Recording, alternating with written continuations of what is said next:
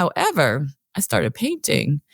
With my therapist, I was talking about how I don't start new things unless I know I'm going to be really good at them. And so that prevents me from trying a lot of different things. Because if it's like, if I'm not like the best at it, I'm not going to try it.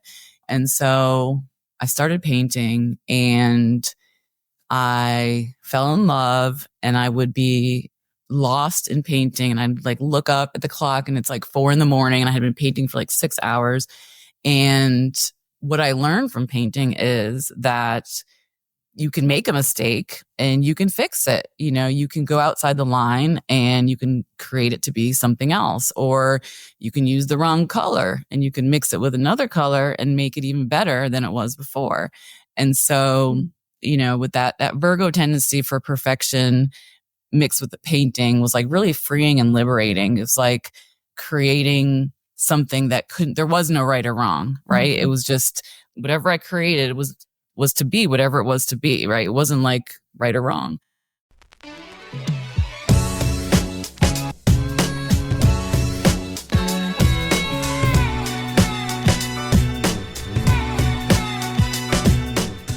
I'm Kim. And I'm Camille, and this is Enneagram for the Culture, where two dope Black therapists discuss how therapy, Blackness, and the Enneagram come together.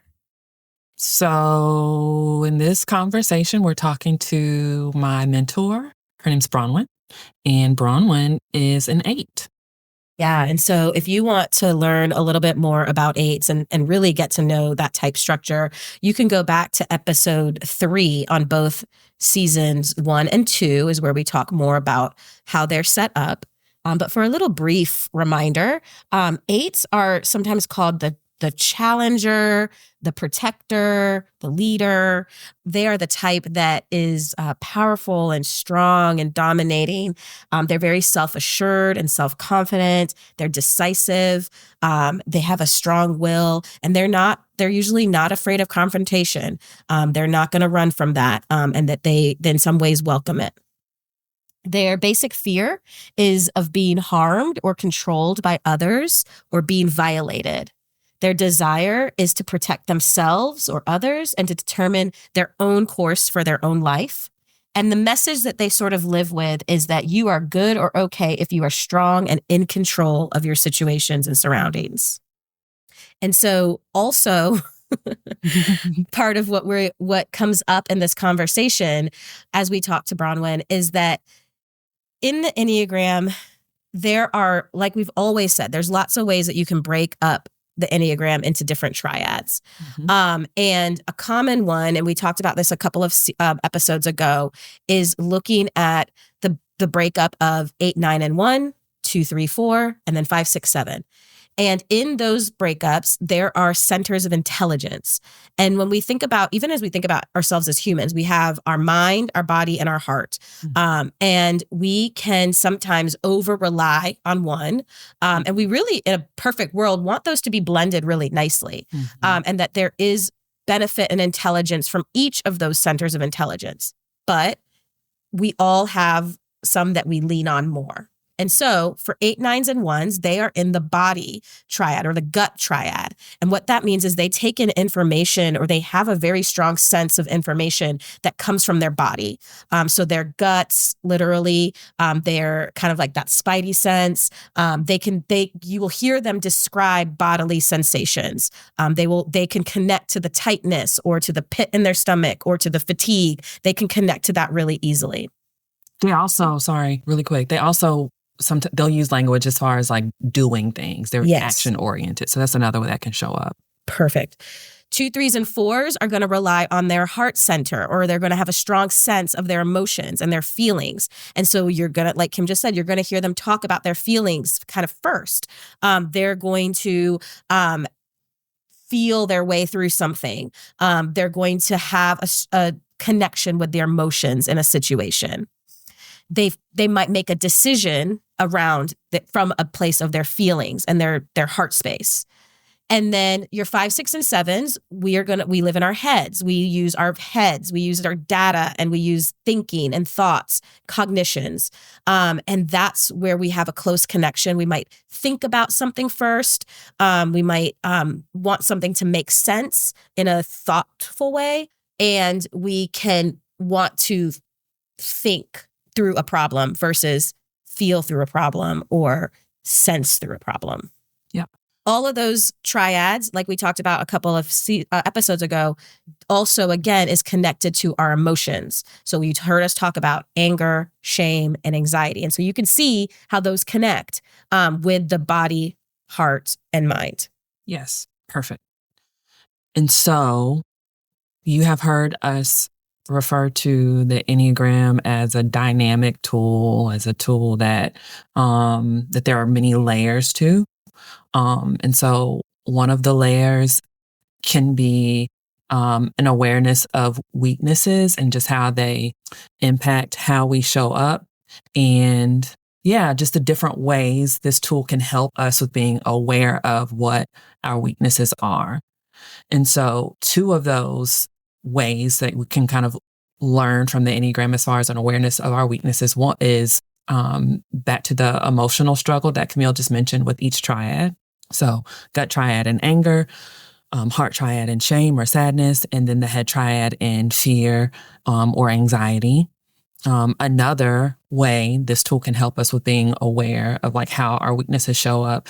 In the last episode, we mentioned the core motivators for each type, and that each type also has a core weakness. Now, listen, we're going to just really quickly run through what the core weakness is for each type. Do not stop listening.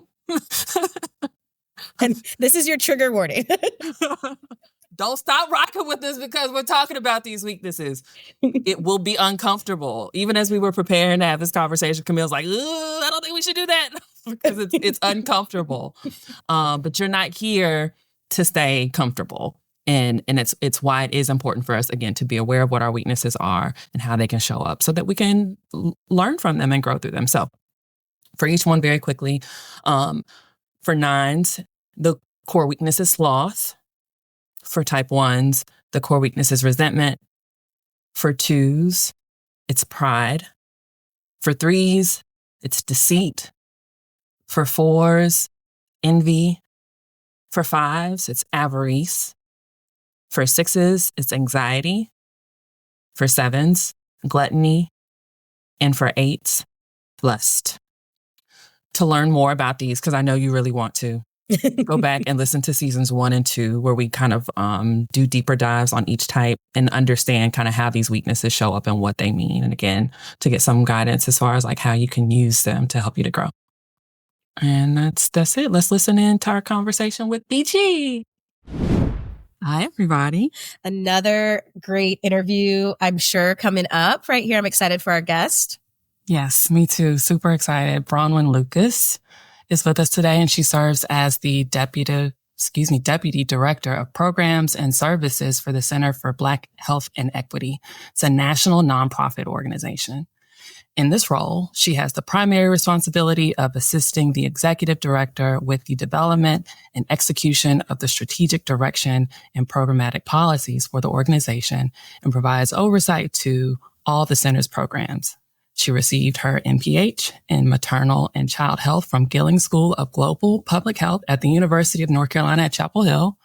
And with over 2 decades of commitment to public health equity, she has worked at the local, state, national, and international level on issues such as women's health, economic justice, youth empowerment, policy, and systems change, and also leadership development and food justice.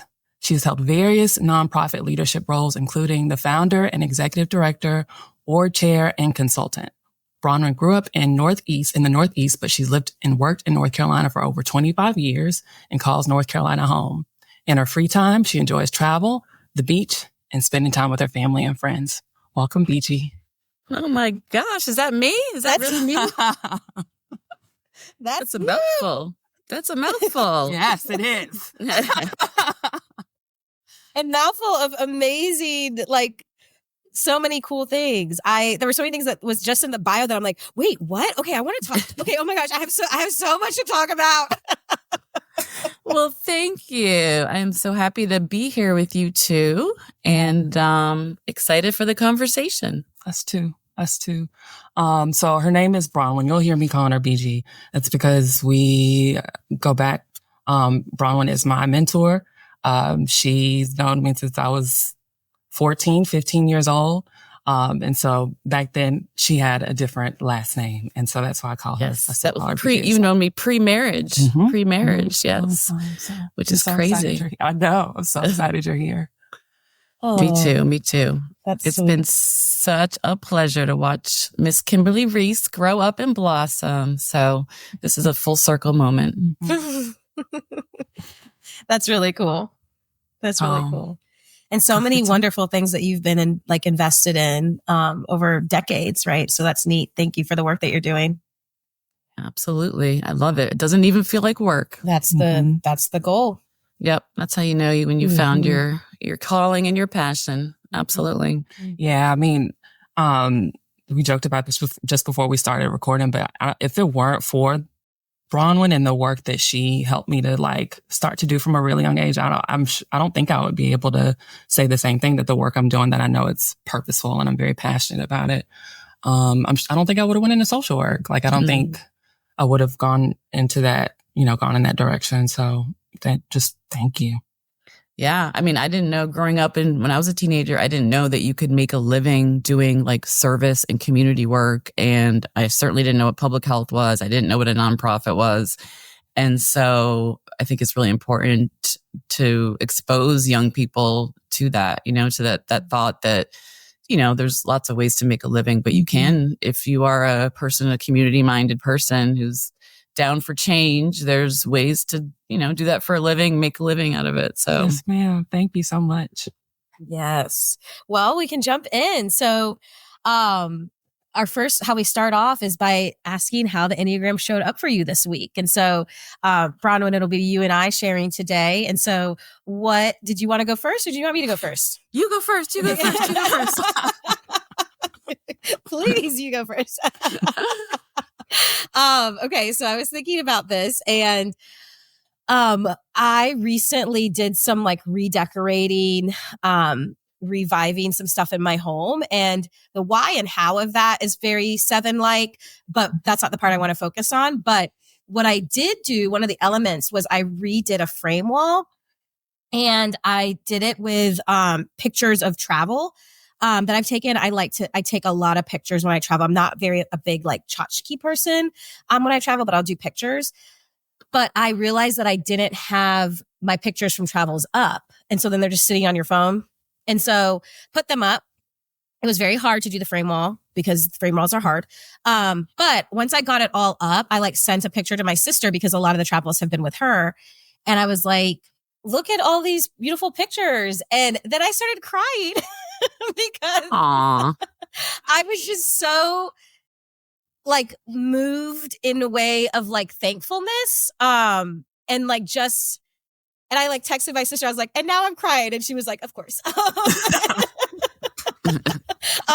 I was just like, this is a gift. And this is a privilege to be able to see these places and have these memories. And I know that the classic thing is that 7s love travel and everybody loves travel, but it changes my heart each time. And it's just what gives me so much, almost in some ways, a little bit of meaning is when I get to travel. And so it was cool that I got to, and then even I love prints. And so I'll maybe find a print shop when we're traveling and find a little print. So putting all that stuff up, was a big task this summer. And it feels so nice to have my memories kind of all around. And so anyways, that's how the Enneagram showed up for me recently, is just being really deeply moved by reflecting on the travels that I've gotten to do. Yeah, that's beautiful. I love that. So can I ask a follow-up question? Yeah. Is your travel wall behind you so that I'm assuming you spend a lot of time on Zoom? This is not my travel wall, but there is a little bit. There's one thing that's travel. That's Lisbon. Okay. Ooh. Everything else on this wall is not travel. This is just a regular wall. Got it. Yes. Okay. But over right there's a little travel thing that I added. So yeah, there's a thing right here that's a little travel thing I added. That's it in this room. I love it. Who doesn't love travel, right? Right. Who doesn't love, well, some people don't. Yeah. Some people don't want to go places or don't want to leave America or That's true. That's true. So Not that's a us. 7, huh? That's a 7 travel. Okay. And I think I was gonna say I appreciate you sharing that, Camille, because like you said, a lot of that's kind of like a superficial thing. I think that comes along with the narrative for 7s is that they're just like really, busy and they like to go and they like to travel. But for you to share that, like for you, what it means, I also think it's important for that narrative to also be included as a 7 is that like, it's not just about going. It's not just about being busy like that. Like you said, experiences like that really change your heart. And so, I appreciate that. And I think that it's one of those things that like, we've talked about this before, Kim, that like you can take one thing and you can go around the whole circle and talk about why someone likes that thing. Like my sister's not a 7 and she values our travel, our sister trips just as much as me. But it might have a different meaning to her or a different feeling to her or different urge to her than it does for me. And so, yeah, everybody has their different motivations for why they like a thing. So, yeah. What you got, BG? Very nice. Well, I'm an 8, and I've been exploring my 8-ness and it's really helped me to understand a lot about myself and just giving me a heightened awareness of some of the negative things about an 8 that I need to pay attention to. And so that's sort of when I think about how it showed up for me this past week. I reflect a lot on my natural tendency to show up and to be very assertive and possibly dominate. And so I just have I just kind of went into this week with a heightened awareness of that, particularly in the workplace and what that means, and to give space for other people, and just to be keenly aware of that. I think, on the flip side, it's because of some of those qualities of being really, confident and assertive, it's made me, excel and stand out as a leader in my professional life.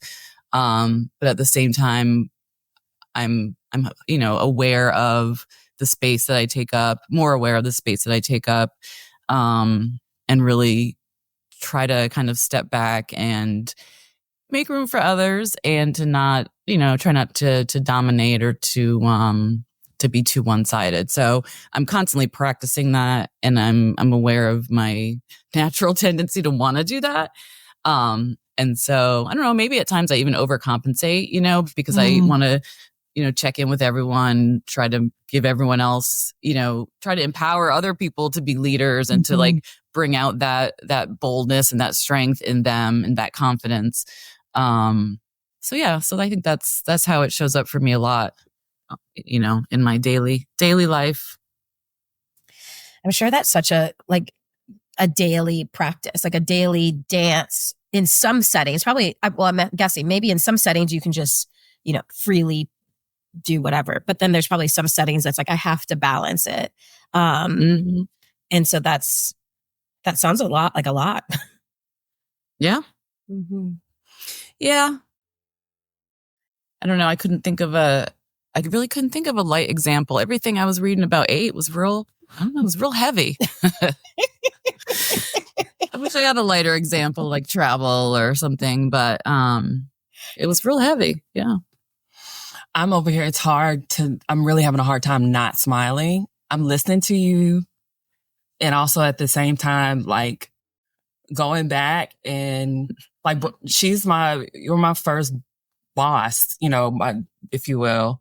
And briefly what we did, like we were a team of high school students, and the nonprofit it was all about youth empowerment and helping youth to feel empowered to connect with their peers so that they could be, leaders in their community surrounding issues that impacted us. And we were specifically focused on tobacco prevention. And so we would travel across the state and do these trainings. But we would have to, come in for work and prepare the trainings and practice. And it was just listening to you talk about your awareness as far as your leadership skills and traits. And then, just remembering being a teenager and having you lead us and also shape us as leaders. It's very hard to not smile. Yeah. Yeah. You know me. I can't get away with any lies on this conversation. I'm not going to tell you like that though. So you mentioned that you've been doing a lot of exploring as far as your type structure, you being an 8. Take us a few steps back and share, like, how'd you learn about the Enneagram? How'd you stumble on it? Yeah. I think I first heard about it, probably 10 or 15 years ago. And I think I did a test and that was it. I didn't go any deeper. And then, it's actually at my job. I had a team that I was supervising, and this is so interesting. It just flows with what I just said. I got tired of leading all of the team meetings every other week. And so what I decided was I'd lead every other one, but that we would rotate staff, and each staff person would be in charge of leading a team meeting, and they could do whatever they wanted to do. It didn't have to be like work. It was more like team building.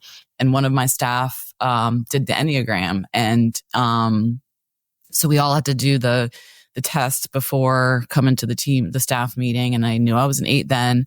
And we talked about it in relation to how we work together as a team, and how we, interact, and our strengths and our weaknesses.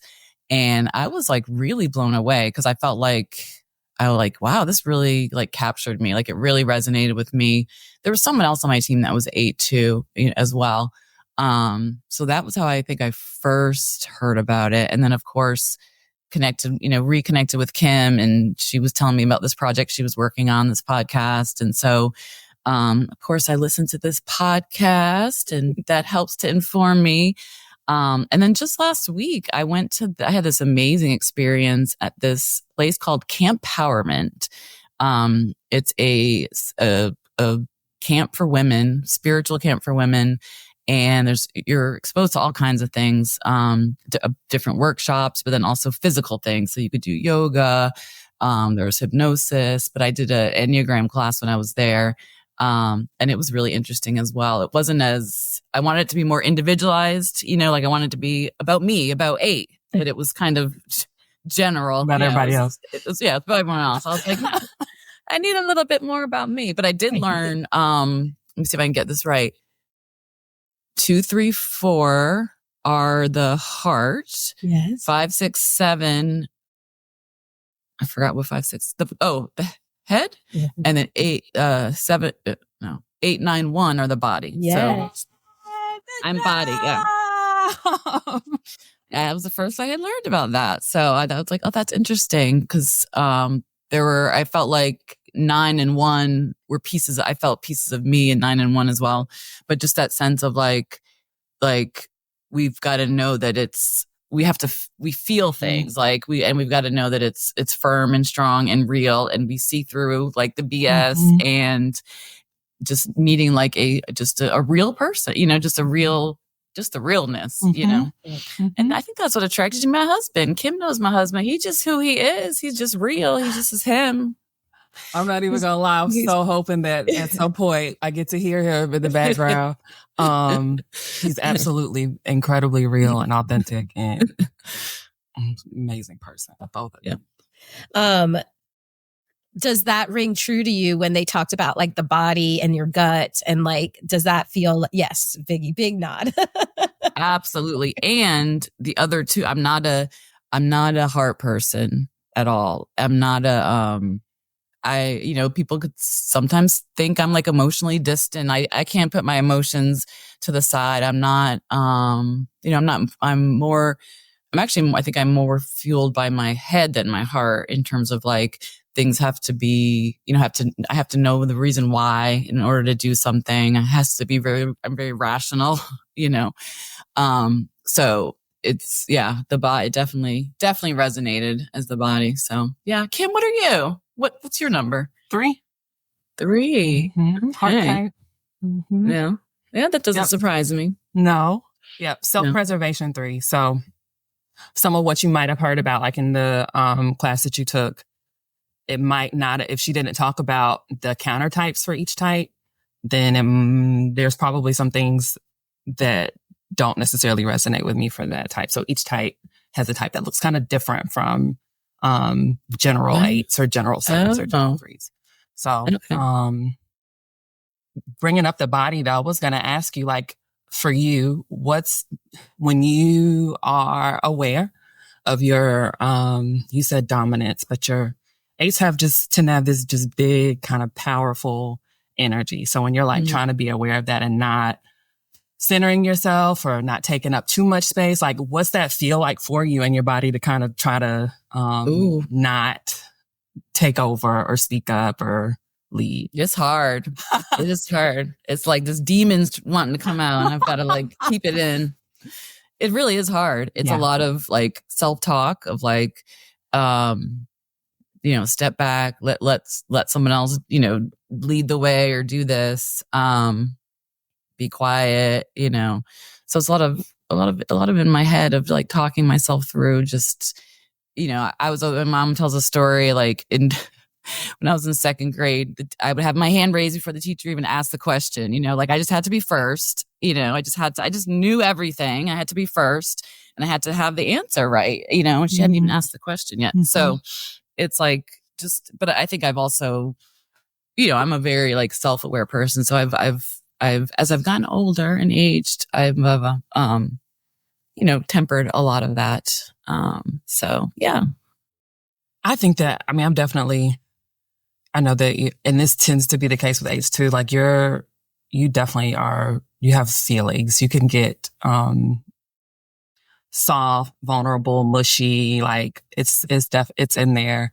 And I think I've said it on the podcast before. One of my, closest friends is an 8. Like that's one of my favorite, like motions on the Enneagram is to see 8s feel comfortable, like leaning into their softness, the mushiness that tends to be on the inside that sometimes is hard for 8s to be, confident in and in touch with. Absolutely. Yeah, I was reading something about it's hard for us to yield power, and that could be like for someone to have physical, financial, like any kind of control over us. And then it says something about, so often it's hard for us to even get close with people because we don't, that's vulnerability, right? To humble yourself and have like to that softness, the vulnerability. And so, I think that is one thing as my marriage has like progressed over the years that I've really, really had to do. Because, when you think about, what is love, that's all that is just being vulnerable. And so yeah, I think it is a daily practice for sure. Daily practice.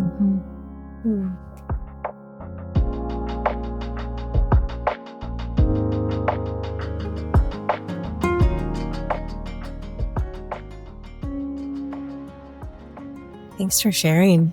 Thanks for sharing that and all the thoughts that come with being an 8. You really fleshed that out really beautifully. Just how much of a daily practice it is to like balance. And it sounds like even like when you were a kid, like, and you said like with age, I've had to learn how to balance that. Yeah. Let's ask this next question because I have another question, but I want to see if it gets answered here. But because how do you notice and experience the Enneagram intersecting with your Blackness? Yeah, that's a good one. It's interesting because I think I am confident. I have a confidence that people notice, like when I'm in their presence. I also can be, I've been told, assertive or like confrontational. And I think that just comes from, I just talk straight. Like I just, if I see something, I say something. But I've been told I'm assertive in the workplace. And I think that's also complicated by being like a Black woman, like the typical stereotype. And so again, it's like having to have that awareness in different spaces of how confident and assertive I can be, in different spaces, depending on like what company I'm in. And then I think it also is complicated by, I'm biracial, so I could be racially ambiguous as well. And so I think I'm also allowed to be confident and assertive in places that other Black women maybe, aren't. So it's interesting to like think every scenario through. But you know, that kind of natural sense of wanting to lead has made me like really like fight hard to like, you know, get to the top no matter what type of professional environment I'm in. And I think, you know, some of that is, I think, socially as well. So it's, you know, the organization that I'm at now is 100%, it's all Black and brown people on staff. And it's quite a stark difference from the organization I came from. And I just feel really, really, really comfortable. Like it removes a lot of that, like thinking about how I have to present myself or what's going to be acceptable or how I'm going to be perceived. So yeah, I think it's interesting. How about for you guys? Well, first I wanted to respond to what you said and I was just thinking about when we started the podcast, eights and female eights are one of the like big things that stuck out to me about how the Enneagram intersects with Blackness, and the concept and the experience of a Black female eight is maybe different than a white female eight. And so when we were learning about the Enneagram, the way that people were talking about it, I was noticing, I was like, wait, but this isn't probably true for Black women who are eights. And that was one of the like first thoughts I had about was for eights. So to hear you articulate exactly why that, like, there's certain places I can't do that, or there's certain places I've had to, or certain places I now feel very comfortable. And then even bringing up like, being biracial and how you are aware that like, if I had darker skin, it might be different. And that I might not be able to, do certain things, you know. So I just thank you for fleshing that out and just really articulating that beautifully, because I think that's really real. Obviously it's real because you're saying it. So yeah. I will answer your question as to what about us, but I'd like to still make it about you. And okay. Yep. Because I know you know really it. I have no problem doing that. Okay. No problem. So obviously push back and let me know if it doesn't track. But another way I see it intersecting, or I've experienced that intersection. Have you ever done work that was not rooted in justice? No. Right. Never. So, and I think that being that's a motivator for eights, and most of those types in the gut triad, all very, very much justice oriented. And then I also think that that's not really uncommon for Black women. You know, we tend to have a hard nose, you know, sense of what's right and what's wrong, and when stuff isn't right, then, you know, we have a problem with that, and we want to speak up, or we want to try to take care, or we want to go into action. And so that's something else that really stands out to me as far as that intersection. Yeah, that's a good point, actually. I hadn't even thought about that, I guess, because it's so central to like, I've never done anything else. Like I've never, ever. There was that one time in high school I worked at the Gap, but even there, I was about to say, I'm sure that if you really thought about it, you could probably figure out how at some point you made something that was wrong at the Gap, right? You told the boss, the supervisor. We did start recycling. No, I'm just kidding. Just kidding. But Oprah Winfrey came in. No, sorry, it wasn't Oprah Winfrey. It was Gail. Her best friend came in to buy something for Oprah when I was working there. Gail was my, growing up in New Haven, she was our local news person on the 5:00 news every night. That's who I would see. Gail and she came in to buy a gift for Oprah. Do you remember what she bought? I don't remember, but I helped her, but I can't remember what she bought. Something. Cool. It was like around Christmas time. It was something I could not even tell you, but she was just like a regular old person who was like on the local, you know, it's like bumping into a local news person here. It wasn't that big of a deal, but she was buying for Oprah. That was a big deal. That's a pretty fun fact. That's a really fun fact. Yeah. You can keep tuck that away for an icebreaker. That's right.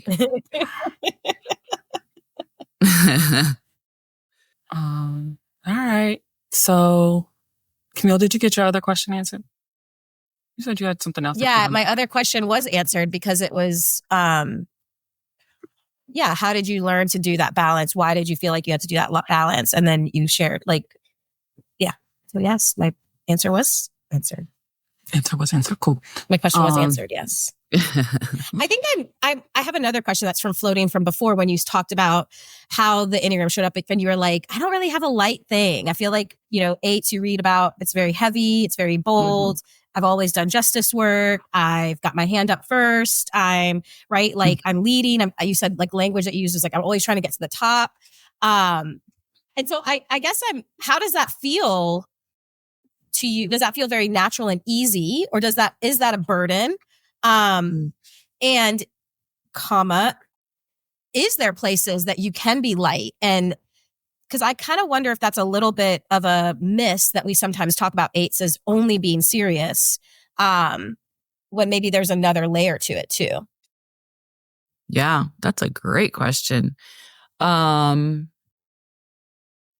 I think I could absolutely be, I have a sense of humor. I can be silly. I'm not always serious, but I do remember there was a good chunk of my life where I felt I got tired of being the one in charge of everything. And I remember I would say, like, I am the CEO at work. I'm the CEO at home. I'm the CEO of my family. And I just want someone else to make the decision. Like, I got tired of being the one to always make the decision.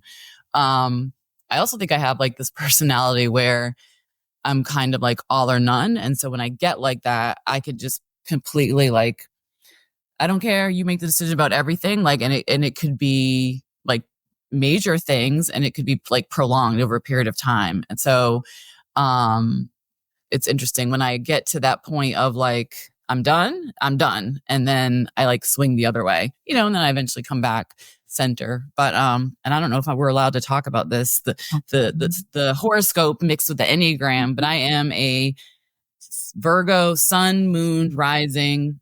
I'm like a quadruple Virgo as well, which if you know anything about Virgo, like we are like all, Virgo and 8 is pretty interesting space to be in. So yeah, I need therapy, lots of therapy.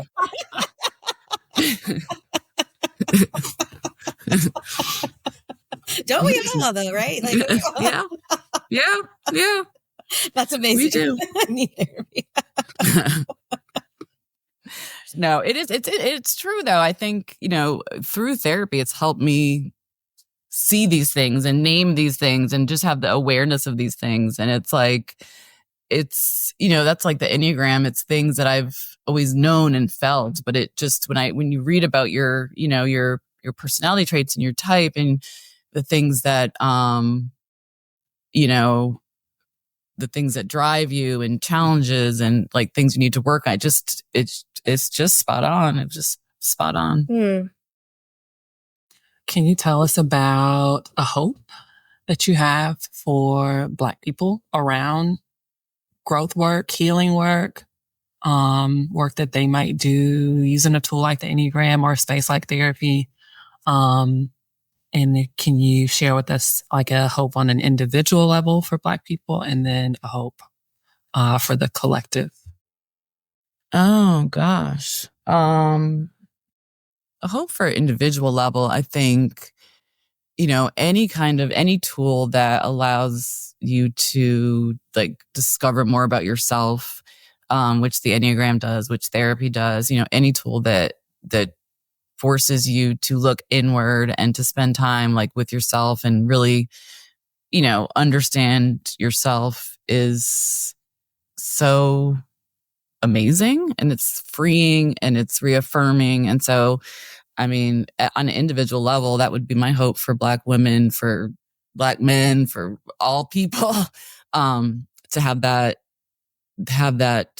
space and time for like just reflection. And then, the other question was like on a community. What was this? The second individual as a collective. Well, isn't the Enneagram like, aren't the roots back to like Africa? Isn't it like from way back when in Africa or something it originated? I'm not sure about geography. I do know that, well, I've learned that it's definitely people of color.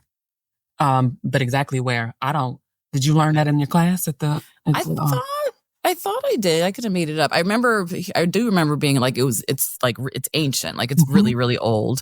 And for some reason I'm thinking like Egypt, but I could have added that. I don't know.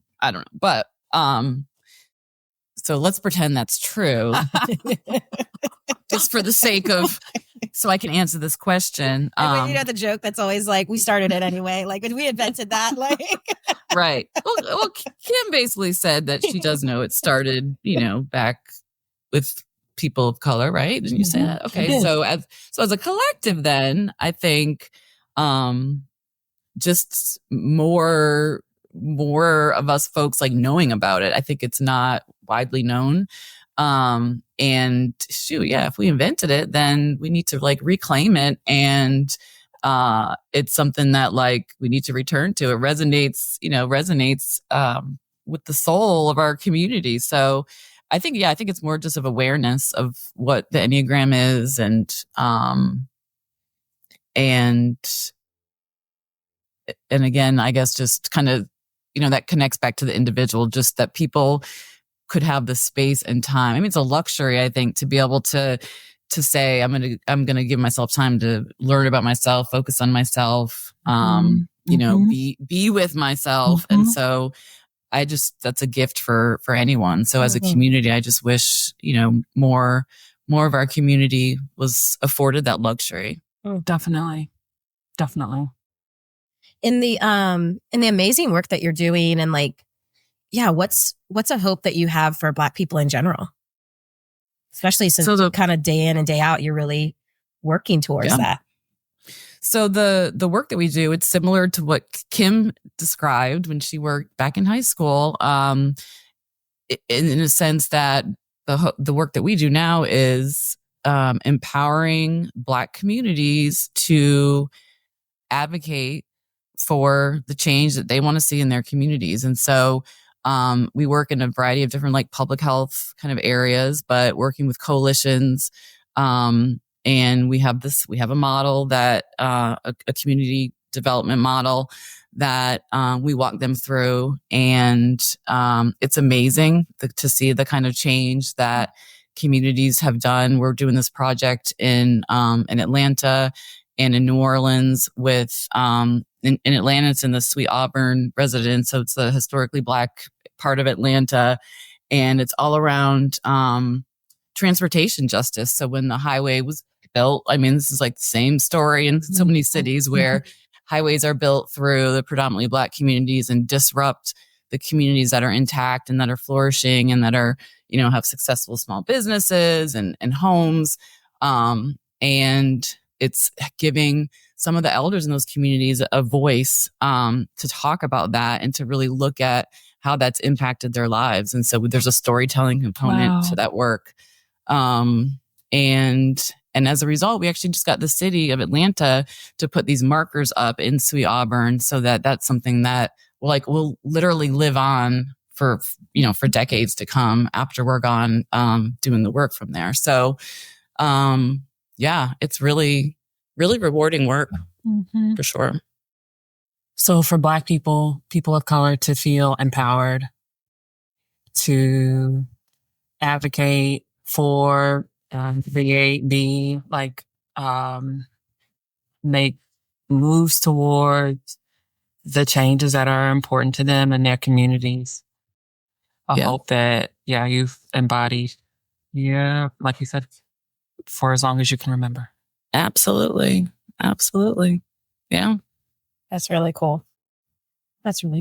What you'd mentioned this earlier. So I'm curious what your relationship with therapy has been like over your years, how much you want to share, how little you want to share, what feels comfortable for you about how therapy has been. Yeah. I'm recently started therapy, like regular therapy. I probably for like 5 years, I kept saying like, I want to find a therapist. I want to start therapy. I want to find a therapist. And I just never, like, I would start looking and just would never like find the one. Sometimes it was like, I'd go through a list of names and would just give up. Or sometimes I would do like an intro call with someone. I was like, oh, that person's not quite right, because it does take a lot for me to like really open up and bare my soul. And so like, it really had to be a good fit. And then I made a promise to myself when I turned 50, which was last August. So I just turned 51 this past August, but the August before, that I was going to like commit to therapy. And that was fueled by several like major life changes that I felt like I needed just to talk to someone about. So both my children were grown and leaving the house. So I was going to be like an empty nester. And that was really big for me. So when I turned 50, my youngest son graduated from high school in May. And then in June, I became an empty nester. In June, we celebrated our 20-year anniversary. In June, I started a whole new job, new career, which is where I'm currently at. And then I turned 50 that next month, right? Well, 2 months later in August. So it was like just a lot of change. And, I started initially because I knew the transition to being an empty nester was going to be hard, and it is, and I'm still working through it. And I'm like, it's also like really exciting. So now I have the time, the resources to do literally whatever it is that I want to do. And I don't know what that is. And if I don't have a vision for what that is, and I can't make it happen because I can't see it, It's like for, 18, 20 years, I put so much into raising my kids that I didn't have the time to be me, to do me, to like, what are my passions? What do I like to do? What do I do in my free time? I didn't have free time. What are my hobbies? And so it's like, that was pushed down for so long that now it's like, I don't know. I don't know what they are. I don't know what I like to do in my free time. I got to find something to do. So that's kind of why I started the therapy. And my therapist is amazing. And she has just reflected in a way back to me some like really big kind of nuggets of learning. But it is definitely a journey for sure. And I mean, I've never had like thought negatively about therapy or anyone that was in therapy. Like I've always said, yeah, everyone needs therapy. Everyone could benefit from having someone to talk things through with, right? Like, but of course I think it does have I think it's starting to change, but, I think it did have a much more negative kind of context, maybe 5-10 years ago than it does now. So it's great to see like, particularly like young Black women, athletes and like famous people that are like saying, pause, I need to take care of my mental health. This is too much, becoming vulnerable and like, speaking about the importance of mental health. So I think COVID really, to me, that was like a big life change for me. I mean, I think it was for everyone, right? Not just me, but, just I feel like everything in my life, everything in my world changed. And so I think there was some, it was hard. It was hard. I don't know. It was hard. It was a hard time for me. Yeah.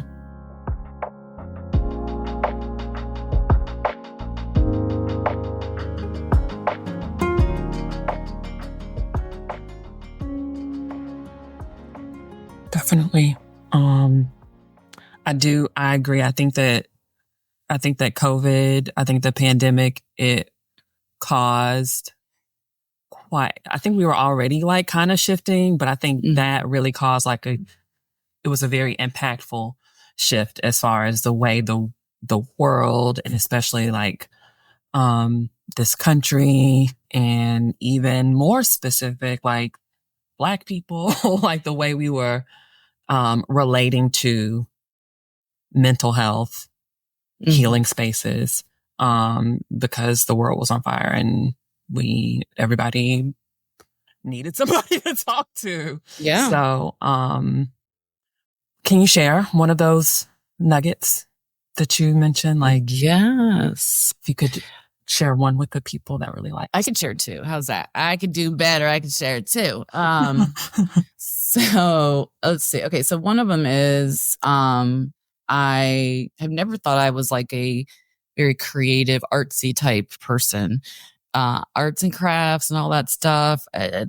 Not my thing. It's not my thing. At this retreat, they made us do vision boarding, cutting out. I could not wait to be done with it. Just not my thing, really.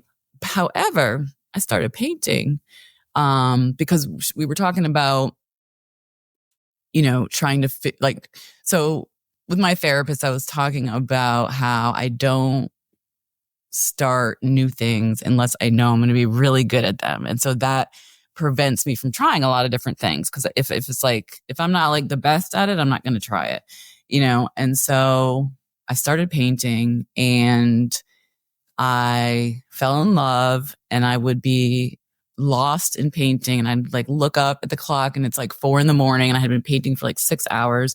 And what I learned from painting is that you can make a mistake and you can fix it. You can go outside the line and you can create it to be something else, or you can use the wrong color and you can mix it with another color and make it even better than it was before. And so, with that Virgo tendency for perfection mixed with the painting was like really freeing and liberating. It's like creating something that there was no right or wrong, right? Mm-hmm. It was just like, it was becoming made, whatever I created was to be whatever it was to be, right? It wasn't like right or wrong. So that was really freeing of like, so that was one thing, and I'm still continuing to paint, and but it has been teaching me a lot of patience, and it's also where I do a lot of thinking, when I'm painting as well. And then the other thing I learned, and this wasn't from my therapist, but this was from the spiritual camp thing that I just came back from that I was telling you about, where I was around 150 women. Wow. One woman said that she had been coming to this camp for like 5 years. So a lot of people have these transformations at this camp, and it's like life changing, and they have breakthroughs, and it's like, that's kind of how it's promoted. But this woman that I was sitting next to said she had been coming to the camp for 5 years. And she said she's a tortoise, not a hare. And that it's taken her 5 years to just now have the breakthrough. Mm. And so her and I started talking, and I was, I've had this feeling like I've got to figure out, okay, my kids just left the house, last month. I've got to figure out what this next phase of my life is about. I'm losing time. I'm like so worried that I'm going to wake up and I'm going to be 80 and I'm like not going to have done the thing that's the next chapter of my life. And what I learned from that is like, I don't have to have that figured out right away. I feel like I've been forcing it, and this like really huge pressure to like, okay, like, we're supposed to be traveling and we're supposed to be doing all these things that you hear when people don't have kids at home anymore. And it's like, that doesn't all have to happen right away. And so that's taken like a lot of pressure off of me to know that like, it'll come in time, and it doesn't have to happen overnight. It doesn't have to all happen, all the change that I want, all that this vision that I'm hoping to have of what's next. I don't have to have that all at once, all put together right away. So that just happened like last week. So yeah. That's incredible. I think that what you just described is that beautifully captures the weakness for eights, which is lust. And so a lot of people hear that and they're like, lust, like lust. And we're like, no, not like lust, but like lust. So like that, kind of strong desire for things to go a certain way or the way you want them to go. And how, like, I see that showing up with Black women who are eights, oftentimes with their relationship with time, like this fear about wasting time or there not being enough time. And so it's like a lot of pressure that they put on themselves. And sometimes, the people in their lives to, get it done and to get it done quickly and to, of course, to do it well. But thank you for sharing that and the lessons from painting too. I loved all of that. And I love that I think we forget or we miss that we can get those types of lessons from leaning into hobbies or just, things that we enjoy doing. Like it's not just about painting to paint a picture. Right. And you take that time to connect with yourself and give yourself the space to slow down. Like there's just so many gems and lessons that you can walk away with and carry with you. So thanks for sharing those. Absolutely.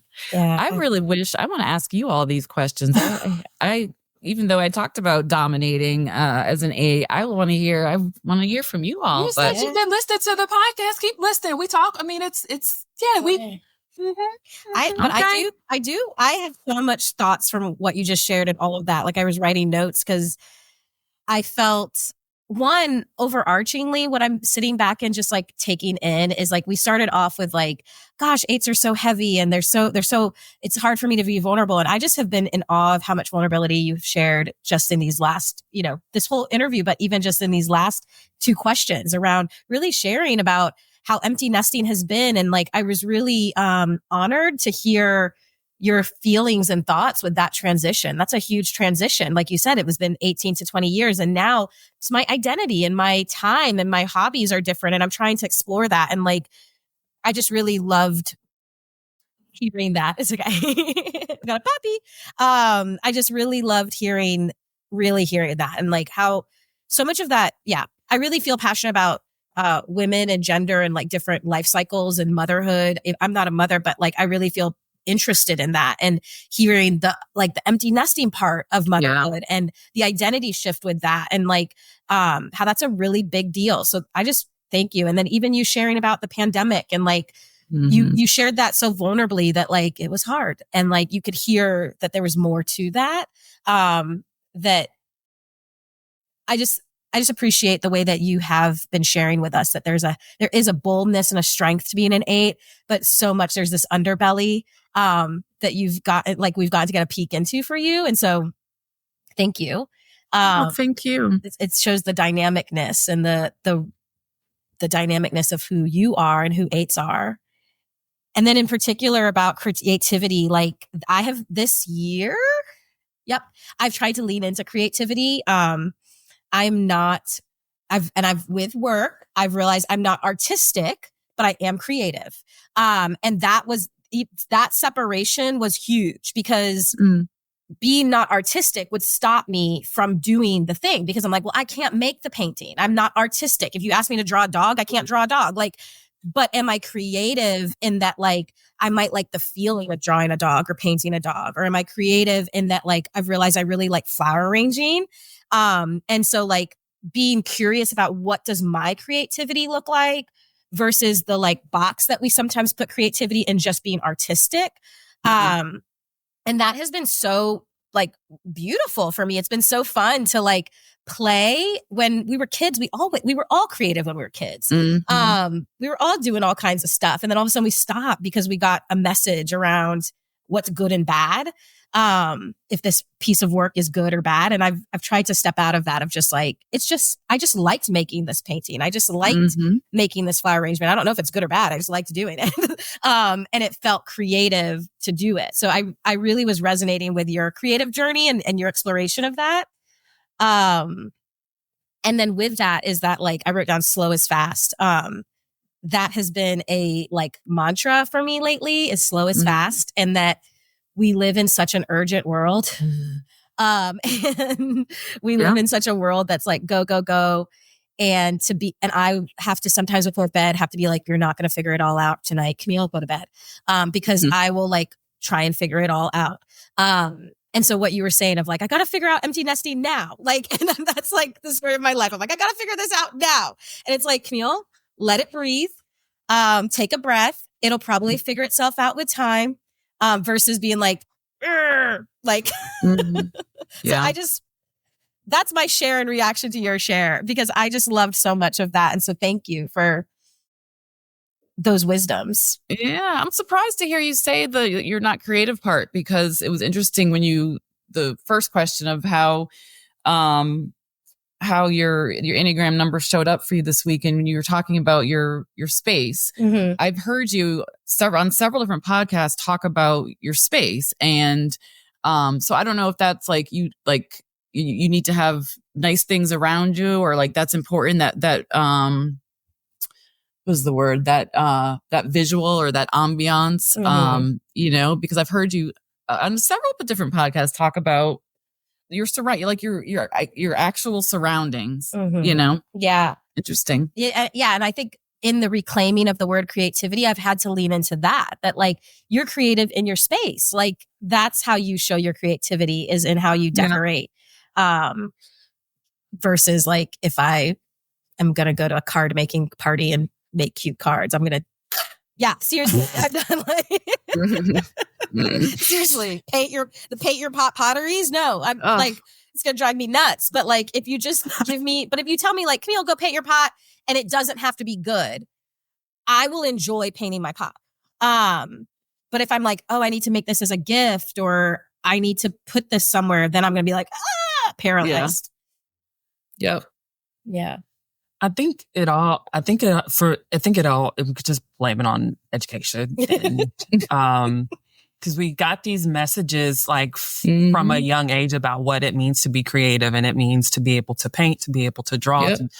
And this has become clear to me really in my faith. We're all women of faith. Like, we're products of the creator, right? We are made in their image. So we're all creative. It's just like you said, Camille, and like you said, BG, like a matter of giving yourself the time, space, grace, permission to lean into what that looks like.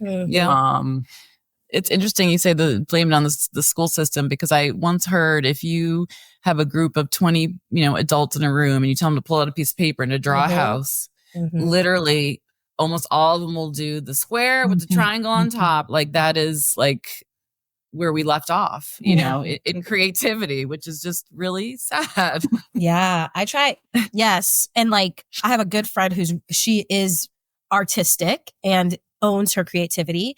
And she's been trying to like work with some of the narratives that we like, helping people work with the narratives, because even in therapy, I'll have people draw and I'll be like, okay, we're going to take out a piece of paper and we're going to have some colors. And immediately people are like, oh God, like, oh no, because we have now these blocks of like, I can't do it and I don't want to do it. And you're going to judge me and it's going to be bad and it's not going to be perfect. And like, and I agree. I have those too. And so being able to like soften those, because beautifully what you said, Kim, like we are all creative. And I realized that. I was like, wait, I need to step in and own my creativity and stop saying I'm not creative. I am. That's inside of me, but it might not be drawing a house. Yeah. I can have the idea. And this is the other thing I've learned about my creativity. I can creatively think of the idea for you to draw the house. And I can tell the artistic person, this is how I want the house to be drawn. Can I draw the house? No, I cannot. Yeah. That's more of me. I can have the vision. I'm not the executor, but I can come up with I can be creative about even a creative solution about how to, whatever, but I'm not the executor. So that is creativity. Like you just being a visionary, being able to see things. Yeah. Even if you know that it's not necessarily your strength to like actually do it. Again, a lot of us don't realize that that's creativity. And that's a gift. I hope that everybody listening goes and like just explore your idea of creativity. And like, I don't know, it's been a fun journey for me. And it sounds like it's been a fun journey for you too, Bronwyn, of like, and Kim, and you, or in your creativity, like what does that mean? What are my messages with it? And how do I just lean into it and reclaim it? Because it's fun. Like being creative is fun to me. And it's I've learned it's relaxing. Like when I'm doing my flowers, I'm like, my mind can settle and I'm like, and it's like an anxiety like helper. Yeah. Something about doing things with your hands. Like I was trying to do pottery for a little while, but now that was something that really, the blobs that I made they weren't functional. They weren't nice. They weren't useful, but I loved Playing. getting my hands in that clay and that water and, moving on the wheel and pulling it like that. I created like some terrible stuff, but I had so much fun doing it. And, something about when your hands are working and moving, it just frees up your mind. It frees your mind just to think and to have space and expand, and take things in. So yeah, something about that mind-hand connection. Exactly. You took the words right out of my brain. It's mind-body connection. It's grounding. And literally, like you're talking about clay, like if you can get your hands in some dirt, like it's literally like, it's a grounding practice. And also just to note, like something really important for all of us to do, but especially eights, to lean into, what it feels like to, effectively engage in practices that help you to feel grounded. Because eights can be so preoccupied with doing and sometimes thinking and such an attentiveness to like all of the things and people that can impact feeling grounded and connected to self. So, yeah, absolutely. Bronwyn, I've been thinking about trying pottery in my creativity journey, but I've felt like I think that the spinning wheel might freak me out. Like, I feel like it going too fast, I'm going to be like, and then it's going to like spin off the thing. So I've no, like, you control it. You control the spinning with your foot. Well, the one I did it on. So there's this place. You're gonna have to cut this out. There's this place in Zebulon that, you're in Raleigh. So it's really not that far. It sounds far, but it's not. And I bought they have like a beginner pass and you get, I can't remember how much it was, but you get like, an hour and a half, you get a lesson and includes, you get to pick your clay, you get to pick what you want to make. And then they like fire it and then you go back and you paint it. But it's just, if you use it pottery Zebulon, it'll probably come up, but, it's fun. It's definitely fun. Just trying new things for sure, but it won't spin. It won't go wild. It won't go flying off. All right. I'm going to try it. I think we should keep it in so that everyone can go look up their pottery class in their town, figure out where there's a not free, but a classes for them to try it. That's a good inspiration. The technical community colleges or community colleges have so many good adult like art classes, learning classes, for art things, but also I just got something from Wake Tech was like financial investment class, that's an exciting class, but but no, seriously, there's like so many great things at community college to take. They probably have some kind of pottery or art or something. That's cool. Thank you for those wisdoms and just this conversation and encouragement of leaning into creativity, and slowing down. What as we're wrapping up, like how can people stay connected to you, Bronwyn? How can people find you? What projects do you have coming up that you want to share with folks? Because this has been such a rich conversation. I'm sure so many people have enjoyed getting to know you. Well, how can people find me? Well, I am on some social media channels, but not really that active. Like I'm on Instagram and Twitter, but not active at all. I'm more of the old school Facebook type, but because my name is Bronwyn Lucas, there's usually only one of me. I'm pretty easy to find. And then the Center for Black Health and Equity, you can find me through there on their About Us page. I'm listed there. So if anyone is interested in, we work with interns, students who are in social work or public health. We work with interns and we're national as well. So, we've got projects all over the country and we're also a nonprofit. So if there's any wealthy corporate person listening that wants to make a financial contribution. That's right. Tax deductible. That's right. Tell the people again where they can make it the check out to. Tax deductible contribution. We will gladly receive it. But no, the Center for Black Health and Equity is the organization. And I don't know, I can be found walking around, volunteering. I'm on a couple of boards. I'm surprised I haven't bumped into you, Camille, in Raleigh. We're going to see each other like tomorrow. Right. What part of Raleigh are you in? I'm by Mama Nori's, by Costco and. Oh. Yeah. My parents live near there. Yeah, in that area of town. I remember when Miss Kim Reese lived over there off of Atlantic. You lived off Atlantic. Oh. By that, there's a gas station in Bojangles. Yeah. That's remember that. exactly, Yeah. that's right. Yeah. We were right around the corner, Kim. I didn't know. Wait, you're not in Midland, are you? Is that what it's called? Midtown. Cortland. No. Okay, that's where my parents live, like right behind that Bojangles, that big condo. Yes. Cortland? I think that's what I think it's it's called. a Cortland. Yeah. I can't remember that. I That was did. like my first. I think that was like, no, it was my first place out of grad school. Cute. Then you lived over by the farmer's market. Oh my gosh. Yeah, that was in college. I was remember everything about you, Miss Reese. Yeah, but we doing the work that we were doing in high school, that was mostly in a lot of that work was in Southeast Raleigh. And so y'all are in that area of Raleigh a lot too. Yes. So thank you so much.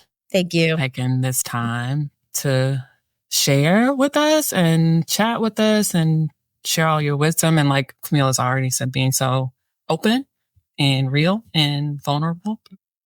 I know how amazing you are. I know how amazing all of the work that you have always done, what you will do. Like, I just don't have any doubts about how incredible it is and will be. And so I just don't take for granted that you would share time with us. So thank you. Absolutely. I was so honored to be asked. And it's just such a pleasure to meet you, Camille, and then to watch Kim in her element since, like she said, I've known her since she was 14 and now she's all grown up and professional and a change maker out here doing her thing. And I really appreciate the invitation. And I'm excited to continue on my journey of learning about the Enneagram. So thank you. Thank you.